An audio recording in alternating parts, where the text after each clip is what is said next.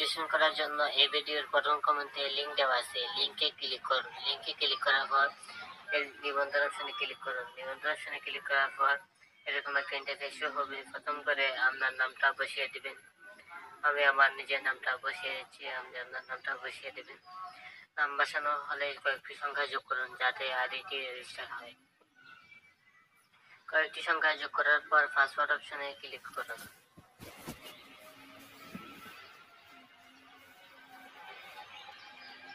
বন্ধুরা নিচের ঘরে পাসওয়ার্ড অপশনে ক্লিক করুন।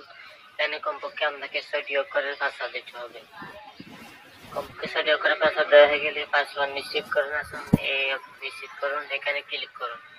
এখানে ক্লিক করার পর উপরে যে পাসওয়ার্ড দিয়েছেন সেম পাসওয়ার্ডটি এখানে বসিয়ে দিবেন। হ্যাঁ বন্ধুরা, মনে রাখবে উপরের পাসওয়ার্ড আর নিচের পাসওয়ার্ড একই হতে হবে, তা না হলে রেজিস্টার হবে না।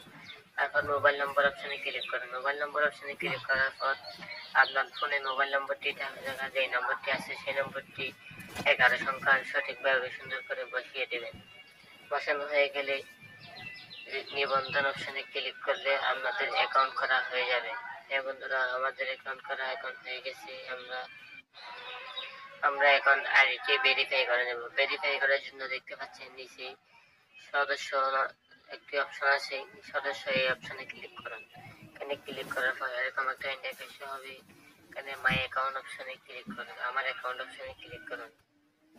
আমার অ্যাকাউন্ট অপশনে ক্লিক করার পর এরকম একটা ইন্টারফেস হবে।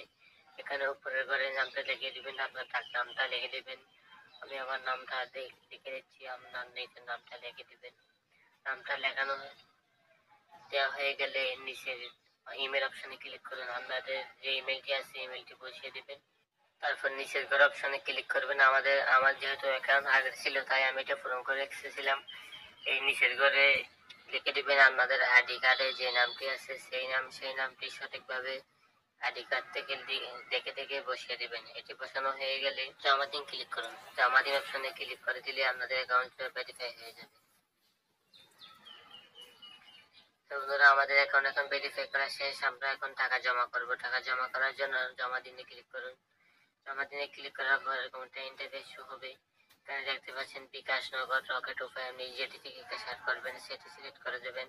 আমি নগদ থেকে করবো, নগদ সিলেক্ট করে দিচ্ছি। নগদ সিলেক্ট করে দেওয়ার পর নিচে আসবেন।